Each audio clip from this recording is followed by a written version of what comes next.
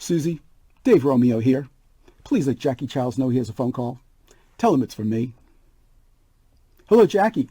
I just wanted to give you an update. That Peter Frampton was at it again. He accosted me on the street the other day. He's a bit of a nut job, and I think he's waiting to beat me up.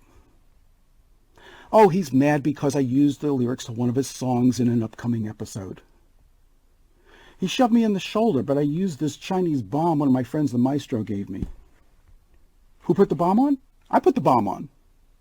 Well, I also have this bruise on my face where he smacked me. So do you think we have a case? My face is your case? That's great, Jackie.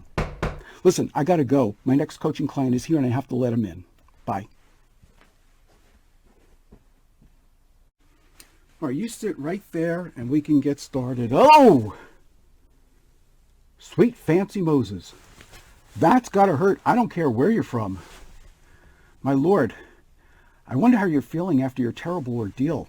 I don't know about you, but there's ringing in my ears from that unbelievable storm, and I almost feel like there's no one to relate to except the sea here in Dover, which seems to be mocking your terrible plight. After the Duke of Cornwall brutally gouged out your eyes with his thumbs, you're probably thinking to yourself, who can I believe in? And I don't blame you. If you want to pray, I'm all in favor of you kneeling on the floor, but let me give you some hope and peace of mind. There has to be justice, and there is.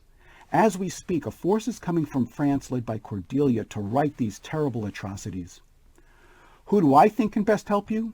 Well, that would be your son, Edgar. I know you think he's trying to harm you, but he was set up by your illegitimate son, Edmund. I realize that you can't see them, yet the stars are out and shining, and help is on the way. But all I really want to know is, will you trust me enough to ask Edgar for help? Well, I can see no reason to keep you in the dark, so to speak. I feel I'm going to shock you when I tell you that there has to be a good explanation why Edgar tried to fool you and to play this part of the madman Tom of Bedlam. Well, with all this to take in, you're probably thinking to yourself, I wonder if I'm dreaming. I feel so unashamed. I can't believe this is happening to me. Well, I, for one, am sorry to say that it is. Oh, my dear Gloucester, won't you show me that you haven't lost your will to live? Good. I know that's the best way to regain your sanity. Are you open to my advice? Yeah? Then go to your good and loyal son, Edgar, and say to him, my son, I want to live. I want to go back home, and I want you to show me the way. No pun intended. All right, Romeo, that's it. Open up right now. Peter Frampton? I've had just about enough of you, Pinhead. First of all, please don't call me Pinhead. And second, how did you find my studio? Let's just say an old drummer mate of mine who is in an all-star band I played in told me. Ringo! That's right, and I told you what would happen if you used one of me songs in such bad taste. Well, why did you have to bring your talk box with you? I want to spank you. What did you say?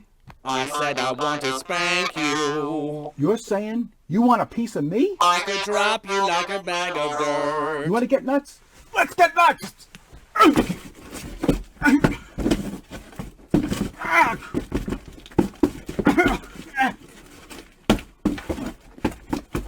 Give me that talk box!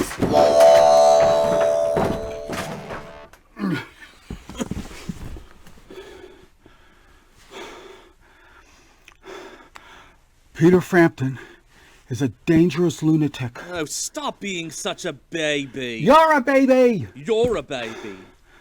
Don't worry, folks. Despite my appearance, I assure you, I don't need no doctor. I told you to stop using those bloody song title puns already. Well, it looks like I busted him up as much as he did me. So I only have one question for you. Do you feel like we do? Oh, it's just a guitar pick. What a relief. For a second there, I thought I lost a tooth.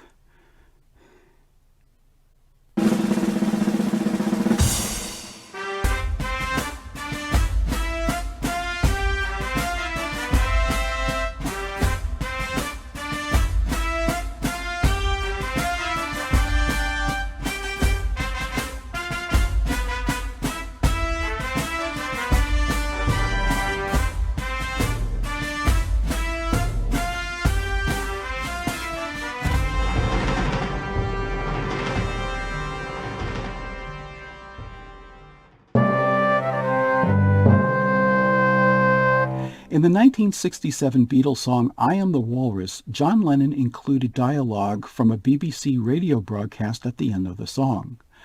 I remember hearing the lines, "Oh, untimely death, a serviceable villain. What, is he dead? And sit you down, father, rest you," unaware at the time of the source. It wasn't until years later that I learned that these lines were actually taken from Act 4, Scene 6 of King Lear, making it my first introduction to this play. So let's take a look at the plot. Act 1 opens with the Earl of Gloucester introducing his illegitimate son Edmund to the Earl of Kent. We learn that the elderly King Lear of Britain wants to retire from the active duties of running his realm, so he decides to divide his kingdom among his 3 daughters based on how much they say they love him. His eldest daughter, Goneril, speaks first and declares her love for her father in excessive terms. Thus, Lear grants Goneril and her husband, the Duke of Albany, her share immediately. He similarly awards Regan and her husband, the Duke of Cornwall, her share right away after she's spoken. However, his youngest and favorite daughter, Cordelia, refuses to shower her father with insincere flattery like her sisters and simply says, "Nothing, my lord," stating that she loves him according to her bond, no more and no less, and will reserve half of her love for her future husband. Lear is infuriated by Cordelia's response and disinherits her. He then divides the entire kingdom between her 2 older sisters. The Earl of Kent confronts Lear about his unfair treatment of Cordelia, but Lear becomes enraged and banishes him from the country. Next, Lear then summons the Duke of Burgundy and the King of France, both of whom have proposed marriage to Cordelia. But when the Duke of Burgundy learns that Cordelia has been disinherited, he withdraws his suit.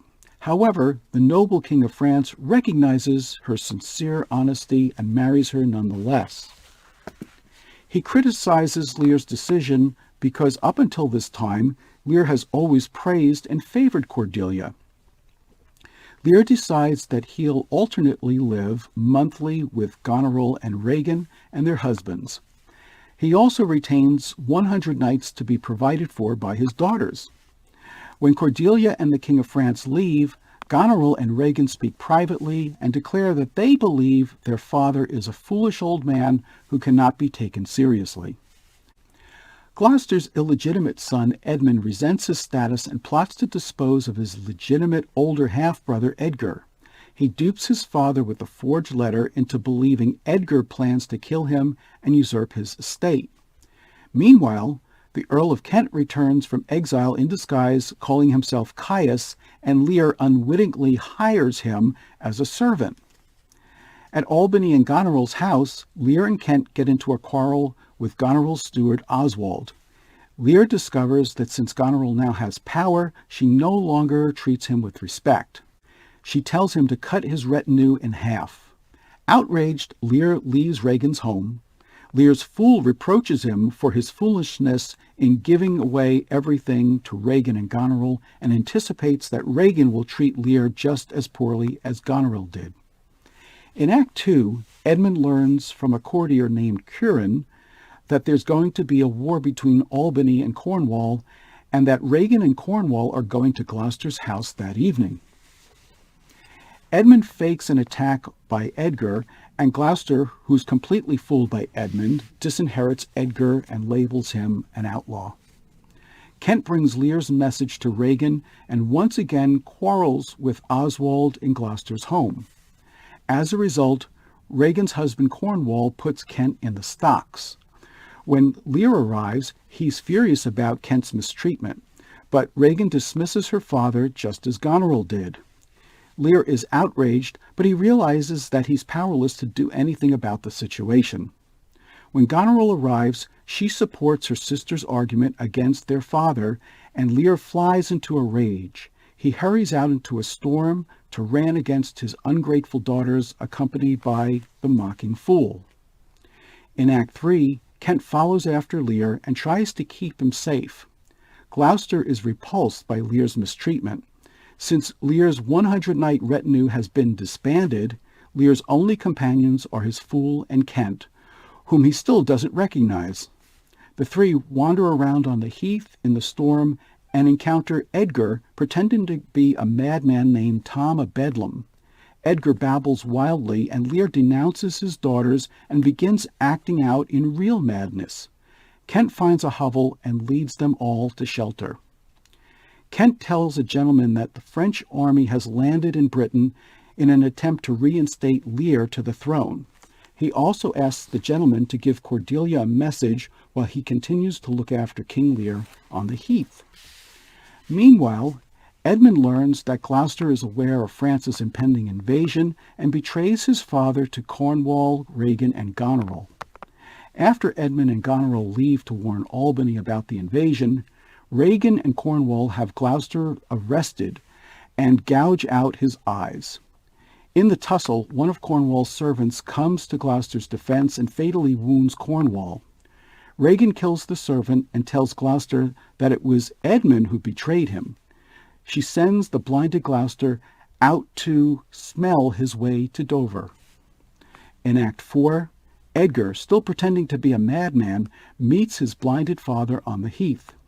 Gloucester doesn't recognize his son's voice and begs him to lead him to a cliff at Dover where he plans to jump to his death. Goneril realizes that she's more attracted to the duplicitous Edmund than she is to her good and honest husband Albany, whom she considers to be cowardly.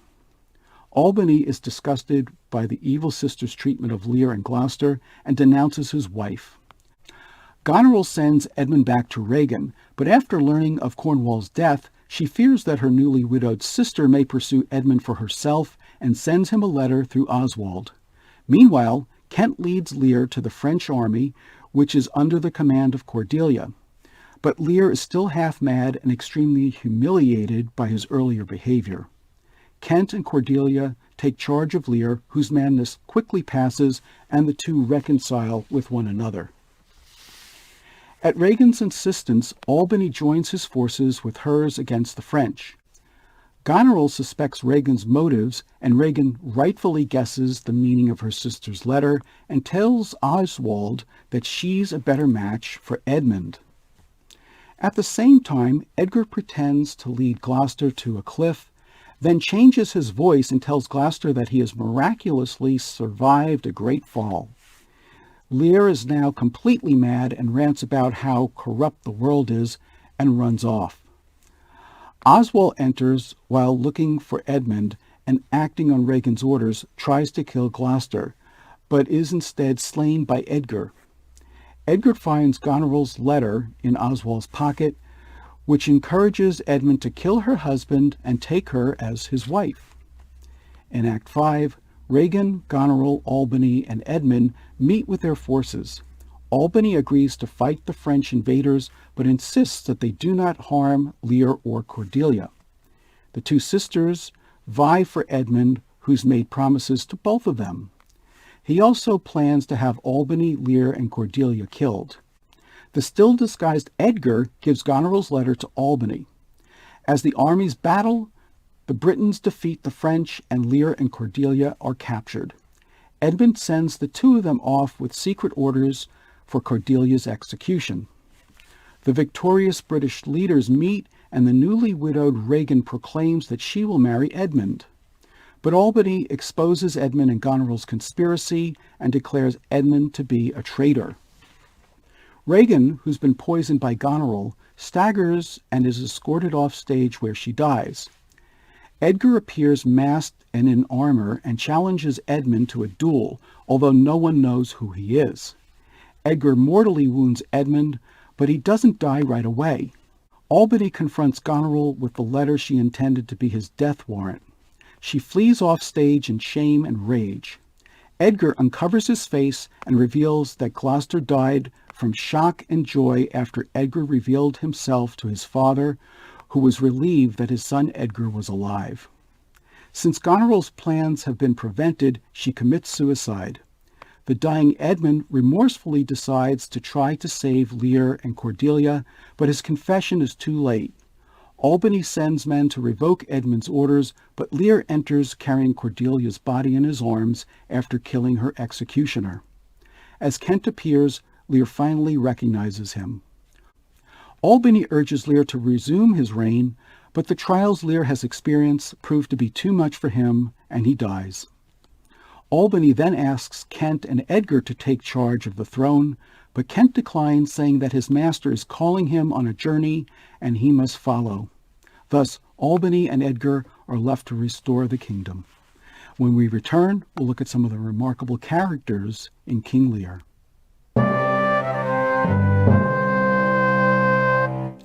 A very learned colleague of mine, who happened to give me that bust of Shakespeare, once said that 400 years from now, people will still be discussing King Lear.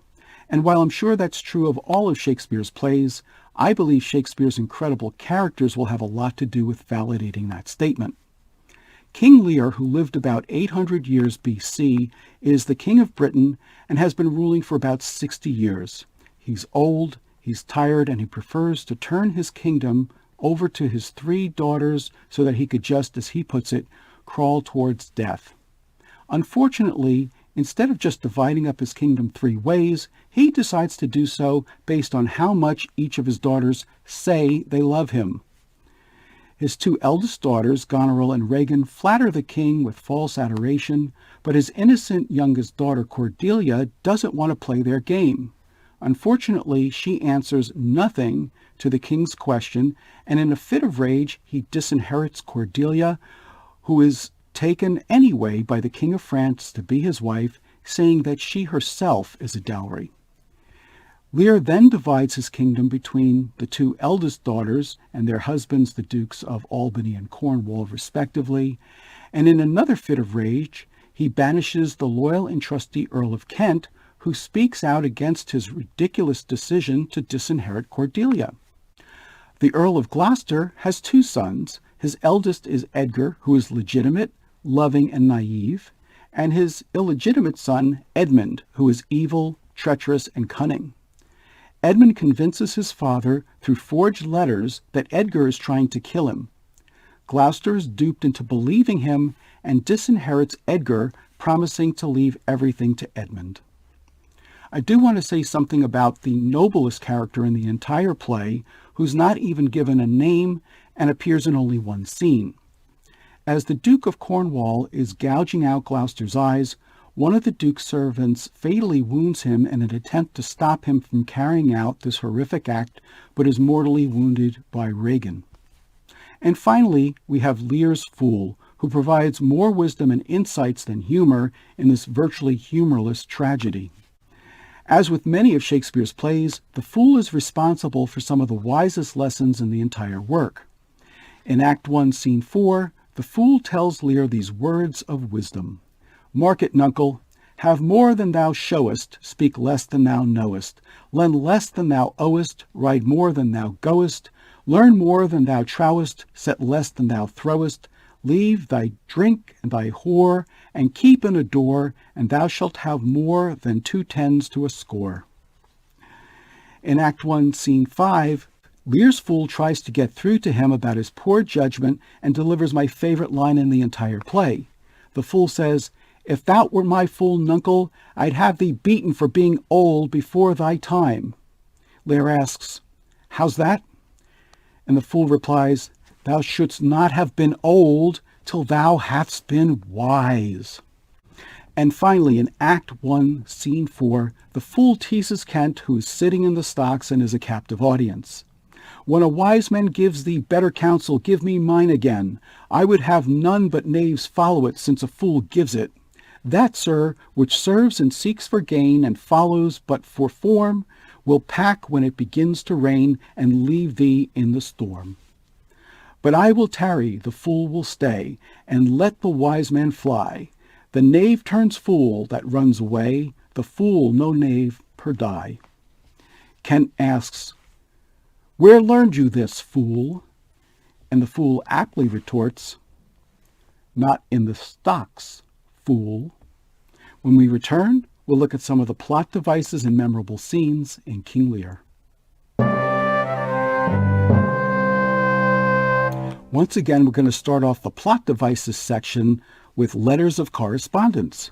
In this particular case, we have Edmund pretending to conceal forged letters to convince his father Gloucester that his legitimate son Edgar is planning to kill him.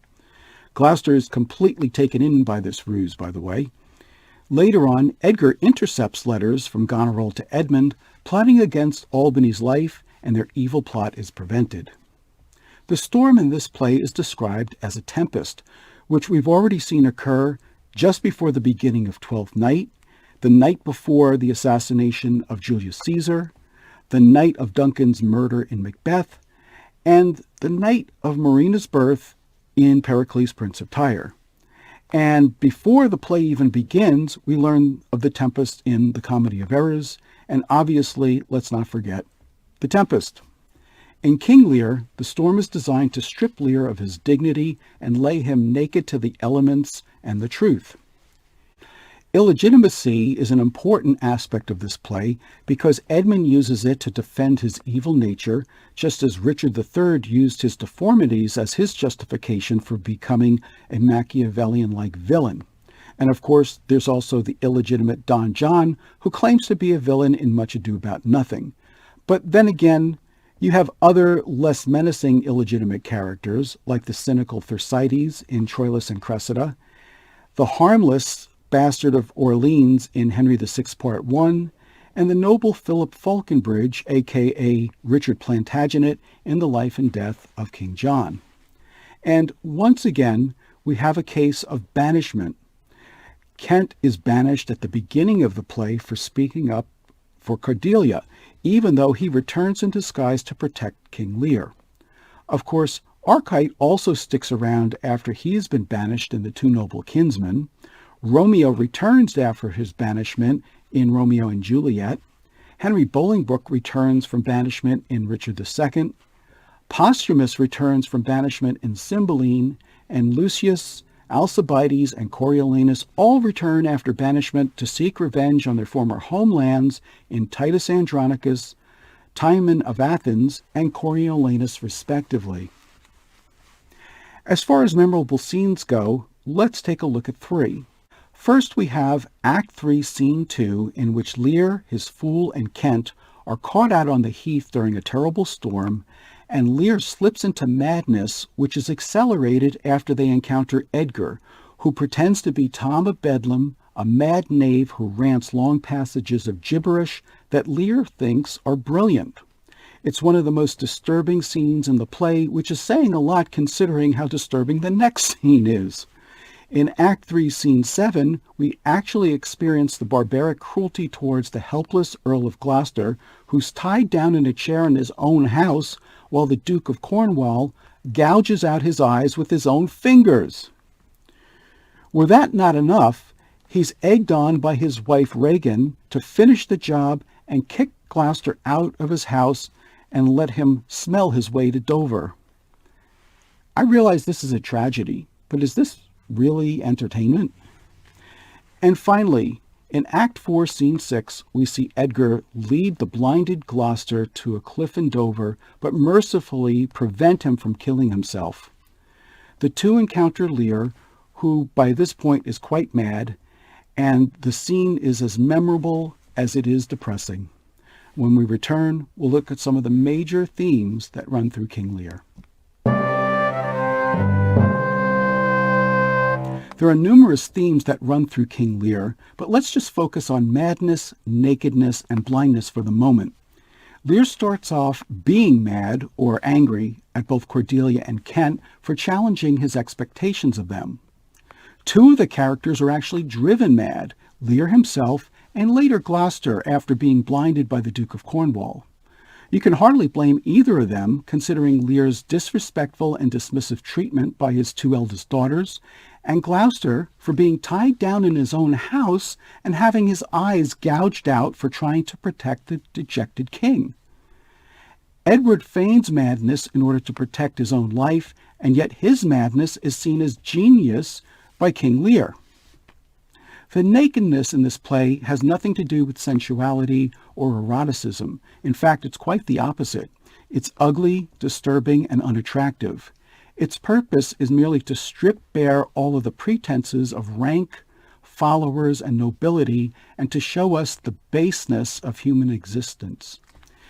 It's only after Lear is stripped down to nothing on the heath that he can understand how the homeless, the wretched, and the meek are left to fend for themselves with no aid from their monarch. Through his nakedness, Lear finally gains an awareness of what it's like to be left unprotected, as he was willing to leave Cordelia and Kent. The theme of blindness is very powerful in this play and is contrasted with the ability to finally see and acknowledge the truth. Gloucester starts off completely blinded to the evil intentions of Edmund and cannot see that his son Edgar has always remained loyal to him. King Lear is blind to Goneril and Regan's blatant flattery of him and gives away his kingdom to his undeserving and ungrateful daughters, who turn their backs on him as soon as he's been left powerless to fight back. Lear is also blind that Caius is actually his loyal and trusty servant Kent until the very end of the play, and Gloucester is blind that his loving son Edgar is the one who befriends him on the heath. There's no shortage of resentment in King Lear. Lear resents Cordelia and Kent early on, and Goneril, Regan, and Oswald soon after.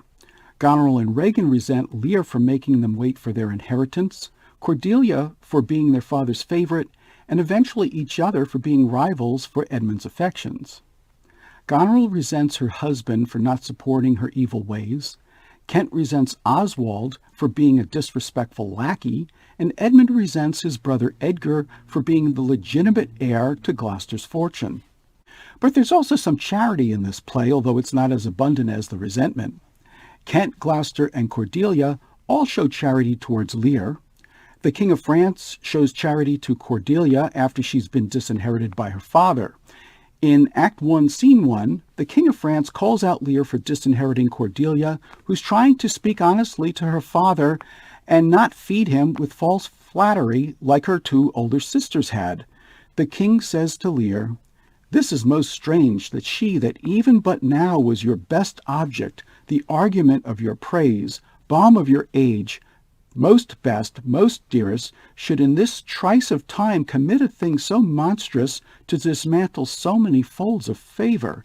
Sure her offense must be of such unnatural degree that monsters it, or your forevouched affection fall into taint, which to believe of her must be a faith that reason without miracle could never plant in me." Edgar also shows charity to his blind father Gloucester, and Albany shows charity to Kent and Edgar at the end of the play. When we return, we'll look at some of the most powerful lines in King Lear. Even the most avid lovers of King Lear will admit that this play is extremely depressing. However, there's no denying that much of its endurance and acclaim is due to the incredible lines it contains. Indeed, I would be doing you an injustice if I included all of the great passages in this section, because they're best appreciated by reading or hearing them yourself. But let's review a few of them together. In Act 1, Scene 2, Edmund has a magnificent soliloquy about why his illegitimacy should not make him any less worthy a soul than a legitimately born son. By the way, you'll hear the word nature mentioned several times in these sections. Nature is mentioned 44 times in this play. "Thou, nature, art my goddess. To thy law my services are bound. Wherefore should I stand in the plague of custom and permit the curiosity of nations to deprive me for that I am some 12 or 14 moonshines lag of a brother? Why bastard? Wherefore base? When my dimensions are as well compact, my mind is generous, and my shape as true as honest madam's issue. Why brand they us with base, with baseness, bastardy, base, base, who in the lusty stealth of nature take more composition and fierce quality than doth within a dull, stale, tired bed, go to the creating a whole tribe of fops got between asleep and wake. Well then, legitimate Edgar, I must have your land. Our father's love is to the bastard Edmund as to the legitimate." Fine word, legitimate. Well, my legitimate, If this letter speed and my invention thrive, Edmund the base shall top the legitimate. I grow, I prosper. Now gods, stand up for bastards. In Act 1, Scene 4, we see King Lear lash out at his daughter Goneril for treating him so shamefully, saying, "Hear, nature, hear, dear goddess, hear. Suspend thy purpose if thou didst intend to make this creature fruitful. Into her womb convey sterility. Dry up in her the organs of increase, and from her derogate body never spring a babe to honor her. If she must teem, create her child of spleen, that it may live and be athwart disnatured torment to her. Let it stamp wrinkles in her brow of youth, with cadent tears, fret channels in her cheeks, turn all her mother's pains and benefits to laughter and contempt, that she may feel how sharper than a serpent's tooth it is to have a thankless child." In Act 3, Scene 7, we see one of the most barbaric scenes in any Shakespeare play, the blinding of Gloucester. Regan and her husband, the Duke of Cornwall, almost seem to spar with one another to see who can be the most cruel in their torturing of an old man while he's bound in a chair and must endure their evil actions. First, Regan shocks us after her husband has gouged out one of Gloucester's eyes, saying, "One side will mock the other too." Cornwall says, "If you see vengeance," but he's stopped by his servant who says, "Hold your hand, my lord. I have served you ever since I was a child, but better service have I never done you than now to bid you hold." And after he's killed by Regan, Cornwall says, "Lest it see more, prevent it. Out, vile jelly. Where's thy luster now?" In Act 4, Scene 1, Gloucester laments, "As flies to wanton boys are we to the gods. They kill us for their sport."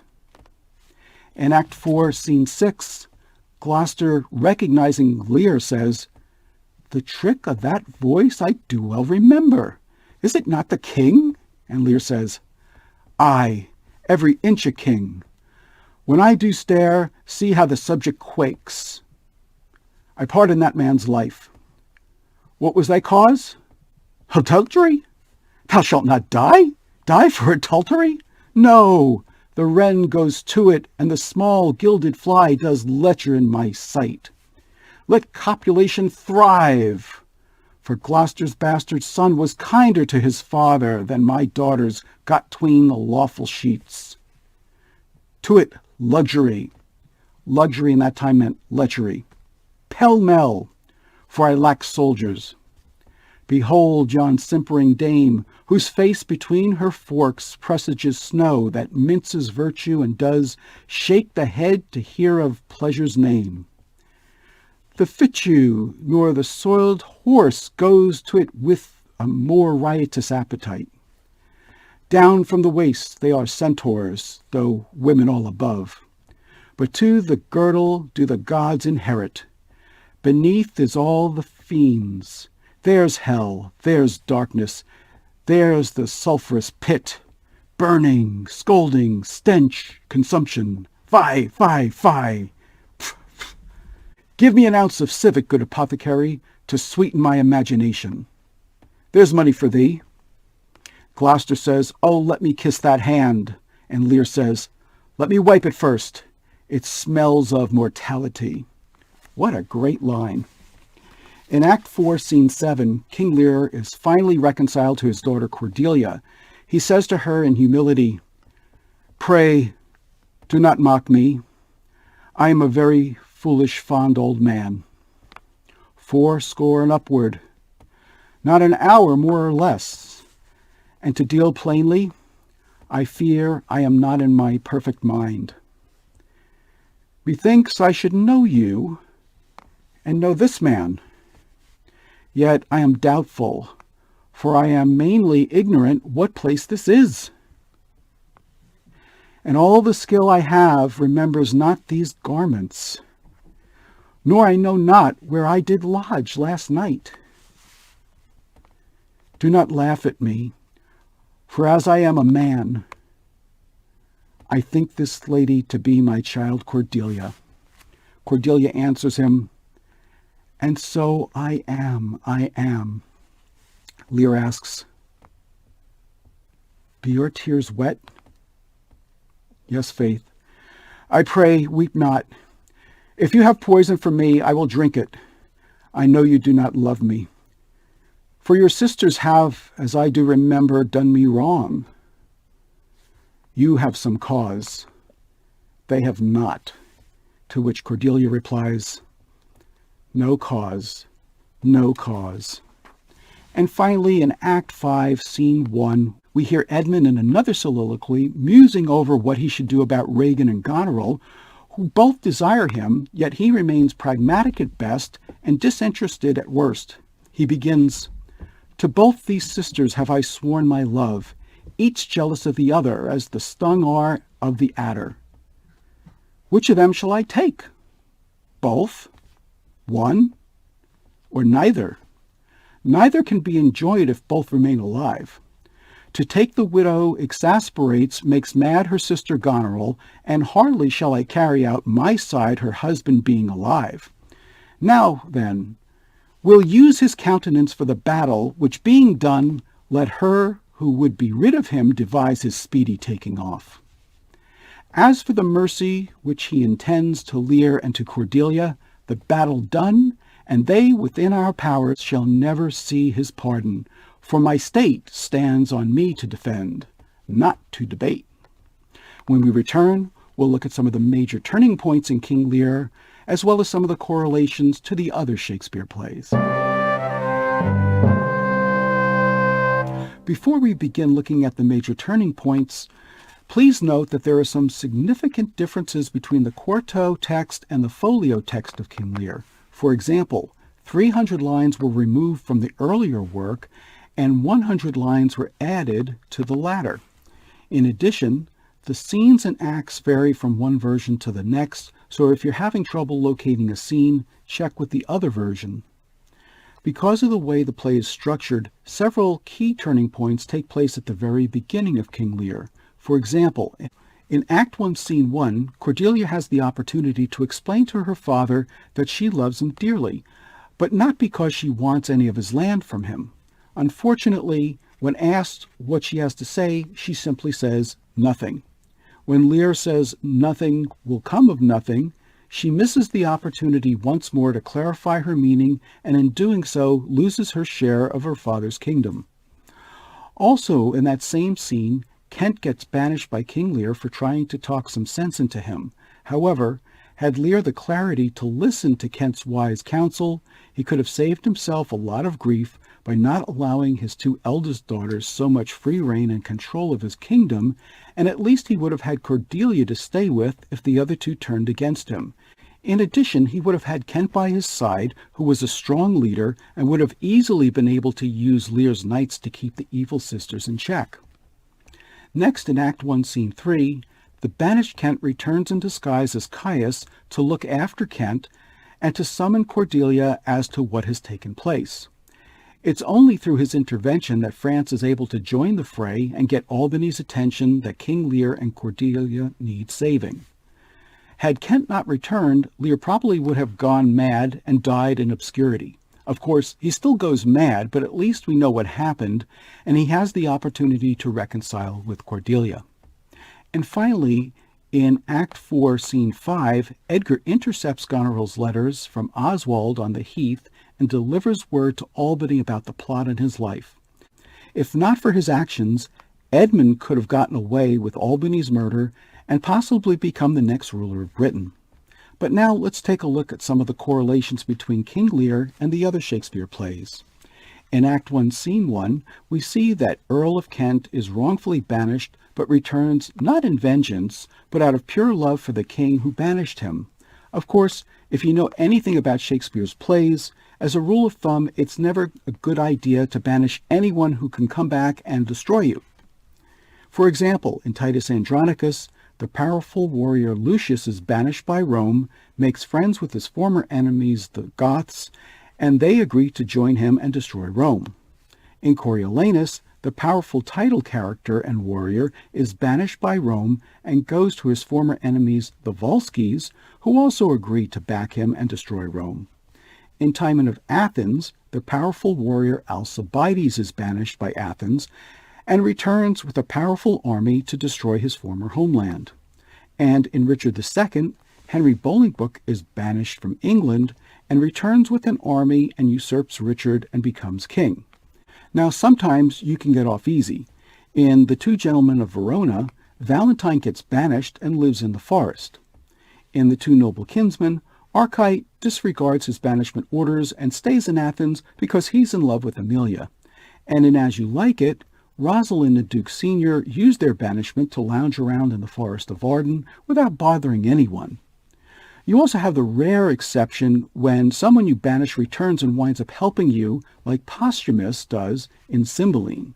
But just remember, you can banish somebody in one play and they can come back and cause you trouble in another. For example, Thomas Mowbray seemed to go away quietly after being banished in Richard II, but returned in Henry IV Part I as a traitor against the king and eventually had to be executed.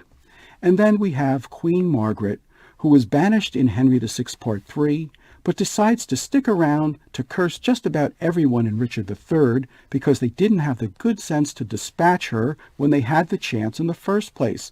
So the takeaway lesson on banishment is this. If you really want to get rid of somebody, you're better off beheading them than banishing them and hoping that they don't come back. Well, I'm glad we cleared that up. Cordelia tells her father that she needs to save half of her love to give to her future husband, the same argument that Desdemona makes to her father Brabantio in Othello. At the beginning of the play, King Lear divides up his land and his kingdom. In Henry IV Part I, we see Owen Glendower, Worcester, and Hotspur dividing up their lands. King Lear overreacts to both Cordelia and Kent in the very first scene of the play, just like Leontes overreacts to his wife Hermione and his best friend Polixenes in the first scene of The Winter's Tale. Edmund intentionally pretends to conceal his forged letters, which pique Gloucester's curiosity to find out what they say. In Richard II, O'Merle tries to conceal his letter, spelling out a plot on the king, but his father, the Duke of York, spies the letter and insists on reading it. In Romeo and Juliet, Friar Lawrence's letter to Romeo goes undelivered due to a plague. In The Two Gentlemen of Verona, Valentine's concealed letters are intercepted by the Duke of Milan, thwarting his elopement plans with Silvia, the Duke's daughter. In Love's Labour's Lost, Barone and Don Armado's letters both go astray thanks to the clown Costard, and in Henry VIII, Cardinal Wolsey inadvertently puts his letter to the Pope in with his letters to the king and is undone by them. Edmund forges letters to convince his father that his brother Edgar is plotting to kill him. Also, Edgar kills Oswald and intercepts Goneril's letters to Edmund about their plan to kill Albany. In Hamlet, Hamlet intercepts Claudio's letters and forges them so that Rosencrantz and Guildenstern are executed when their ship arrives in England and not Hamlet. And in Twelfth Night, Maria forges a letter in Olivia's hand in order to play a prank on the haughty Malvolio and take him down a peg. Edmund reveals his ambition in an early soliloquy, saying that because he's illegitimate, he must resort to villainy. In Much Ado About Nothing, Don John, the illegitimate brother of Don Pedro, says he's a plain-dealing villain who can't help who he is, and in Richard III, the title character blames his ambition and villainy on his deformity. At the beginning of the play, the 80-year-old Lear says he's turning over the kingdom, quote, while we unburdened crawl towards death, unquote. At the end of The Tempest, Prospero says that once back in Milan, he'll retire, quote, where every third thought shall be my grave, unquote. By the way, the same actor who played King Lear also played Prospero in The Tempest in the BBC Shakespeare series. In Act 2, Scene 2, the fool sings, "The rain, it raineth every day." In Twelfth Night, Feste the Jester also sings, "The rain, it raineth every day." King Lear turns his kingdom over to his daughters. In The Tempest, Prospero leaves the running of his kingdom to his evil brother. In Pericles, Prince of Tyre, Pericles leaves the running of Tyre to his trusted noble Helicanus. In Measure for Measure, Duke Vincenzio turns over Vienna to the wicked Lord Angelo, and in Henry VI, Part 3, Henry turns his kingdom over to Warwick and Clarence. In Act 1, Scene 2, Edmund says, "This is the excellent foppery of the world, that when we are sick in fortune, we make guilty of our disasters the sun, the moon, and stars." In other words, people blame their misfortunes on the stars. However, he goes on to say, "I should have been that I am, had the maidenliest star in the firmament twinkled on my bastardizing." And so he seems to be in agreement with Caius Cassius in Julius Caesar, who said, "The fault, dear Brutus, is not in our stars, but in ourselves, that we are underlings," meaning, take responsibility for your own success. In Act 4, Scene 2, Goneril says, "Oh, the difference of man and man," as she compares her husband Albany to Edmund. In Act 2, Scene 1 of The Two Noble Kinsmen, the jailer's daughter says, "Lord, the difference of men," as she compares the wooer to Palamon.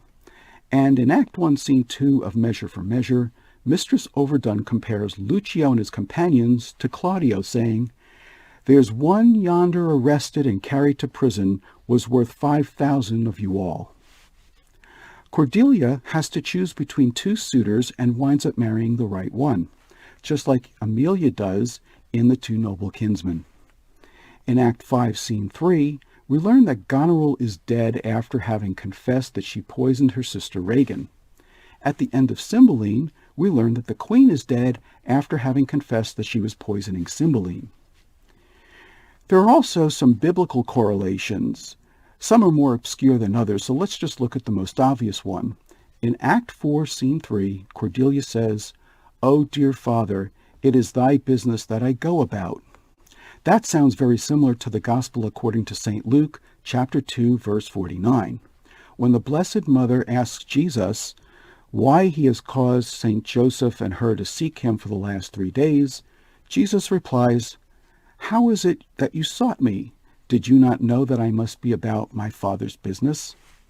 And finally, in the Star Trek animated television series in 1974, the penultimate episode was entitled "How Sharper Than a Serpent's Tooth," which was about an alien being that demanded to be worshipped. The title, of course, was taken from none other than Act 1, Scene 4 of King Lear. When we return, we'll look at some interesting facts about King Lear. In preparing to do this episode, I did extensive research, and this is what I found. There are actually two distinctive plays about King Lear attributed to William Shakespeare. The first one is referred to as The History of King Lear, which is referred to also as the quarto version, and was published in 1606. The Tragedy of King Lear, which is most commonly referred to as the First Folio version, was published in 1623. The second version has 300 lines cut from the original play and adds 100 new lines. Also, as I mentioned, the scenes vary from version to version, making it sometimes difficult to locate specific lines. A major source of this work was the second edition of the Chronicles of England, Scotland, and Ireland by Raphael Holinshed, published in 1587. According to Holinshed, the story is set when Joash was king of Judah, which would make it around 800 years BC, so it's obviously in the pre-Christian era. This has resulted in numerous anachronisms, such as Anglo-Saxon names such as dukes and earls being used, and you couldn't have a king of France then, since France wasn't even a country at the time. In addition, in Act 3, Scene 2, the fool says, "This prophecy Merlin shall make, for I live before his time."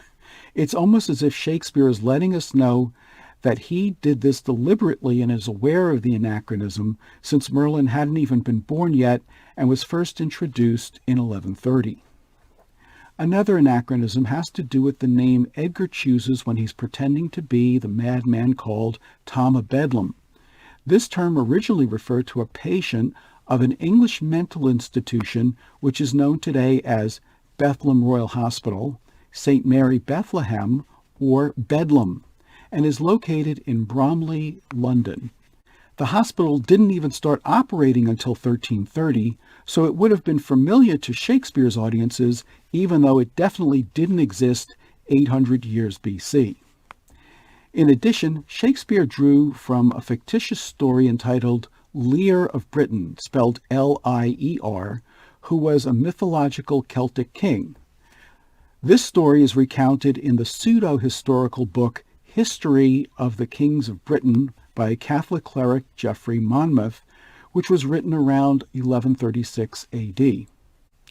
The only known performance of the play during Shakespeare's lifetime was on December 26, 1606 at Whitehall before the court of King James I.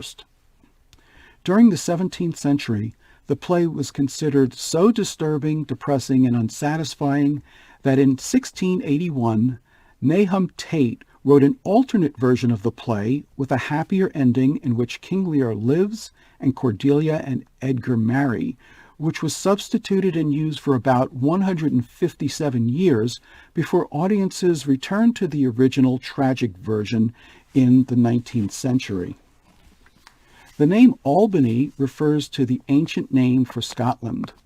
Cornwall refers to the southwest region of England, and the name Cordelia means the heart.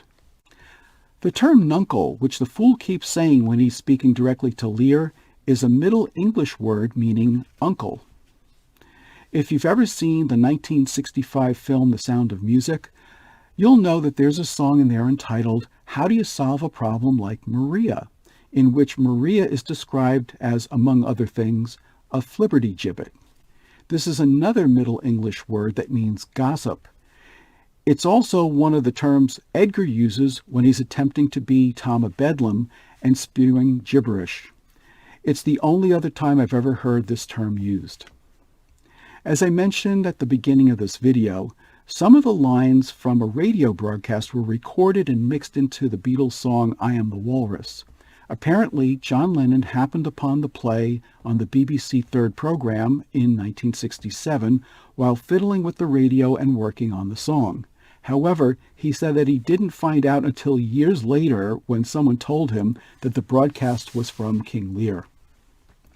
Some of the actors who have gone on to play the incredibly emotionally, physically demanding role of King Lear have been Orson Welles, Laurence Olivier, Charles Laughton, Paul Scofield, Sir John Gielgud, Lee J. Cobb, Christopher Plummer, Sam Waterston, Derek Jacobi, Ian Holm, Ian McKellen, Anthony Hopkins, and Kenneth Branagh.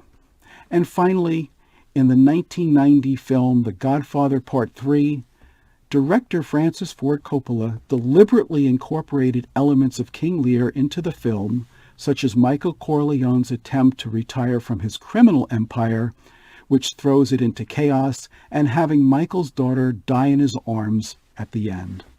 When we return, we'll look at some of the remarkable actors in the 1982 BBC Shakespeare version of King Lear. All right, now let's take a look at some of the remarkable actors in the 1982 BBC Shakespeare version of King Lear. Norman Rodway, who plays the Earl of Gloucester, also played Apomantus in Timon of Athens in 1981, and Cleon of Tarsus in Pericles, Prince of Tyre in 1984. John Shrapnel, who plays Kent, also played Alcibiades in Timon of Athens in 1981, Hector in Troilus and Cressida in 1982, Duncan, Seaton, and an Old Man in Kenneth Branagh's version of Macbeth in 2013, and Camillo in Kenneth Branagh's version of The Winter's Tale in 2015. John Bird, who plays the Duke of Albany, played the pedant in The Taming of the Shrew in 1980, and the Painter in Timon of Athens in 1981. Michael Kitchen, who plays Edmund, played both Antipholus of Syracuse and Antipholus of Ephesus in The Comedy of Errors in 1983. The magnificent Michael Hordern, who plays King Lear, played Capulet in Romeo and Juliet in 1978, Prospero in The Tempest in 1980, LeFou in All's Well That Ends Well in 1981, and Jupiter in Cymbeline in 1982. And before that, he played Baptista alongside Elizabeth Taylor and Richard Burton in the 1967 version of The Taming of the Shrew, and Senex in the 1966 film A Funny Thing Happened on the Way to the Forum with Zero Mostel and Michael Crawford. Brenda Blethyn, who plays Cordelia, played Joan La Pucelle, a.k.a. Joan of Arc, in Henry VI Part I in 1983.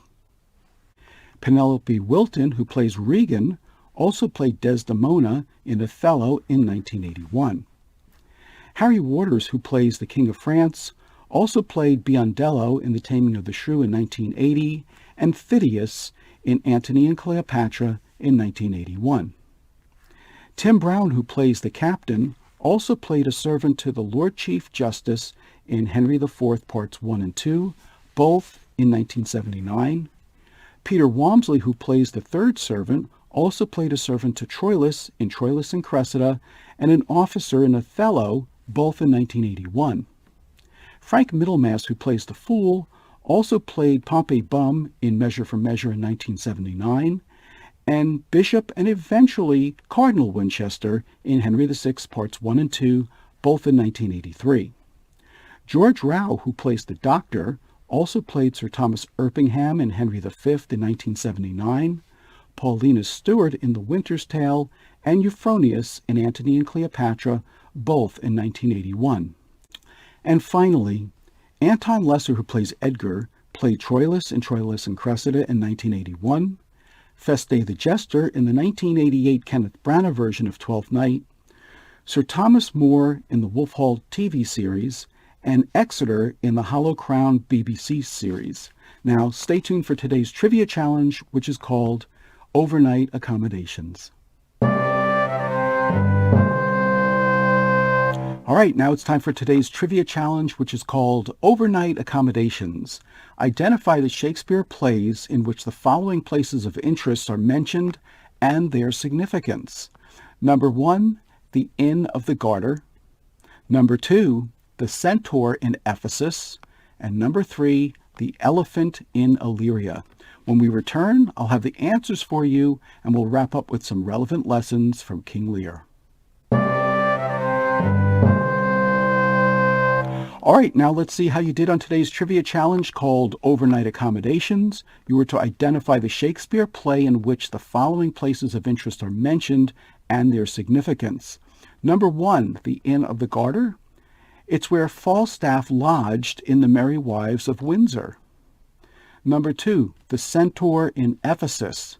It's where Antipholus and Dromio of Syracuse lodge in the Comedy of Errors. And number 3, the Elephant in Illyria. It's where Sebastian lodges in Twelfth Night. Now, let's wrap up with some relevant lessons from King Lear. First, take personal ownership for your own success. Edmund says that people blame his illegitimacy for his actions, but he knows that he would have been a villain no matter how noble his birth. Lear's problems began when he decided to retire. Kings don't retire. They have a duty to honor and a responsibility to maintain. You are the sum of your decisions, and if you want to retire, make sure that you have a clear succession plan in place before you need it. Second, seek first to understand and then to be understood. How many problems could we avoid if we just took the time to learn the facts without jumping to conclusions? Be slow to anger and eager to gain wisdom. And finally, remember that trust must be earned and continuously re-earned at every opportunity. Trust people only to the degree to which they continuously re-earn your trust. I'm Dave Romeo, and thank you for watching this episode of Romeo and Shakespeare. There's nothing left except for the series finale, so please join me next time when an orphaned young maid wins a reluctant husband and a French king's debt is paid.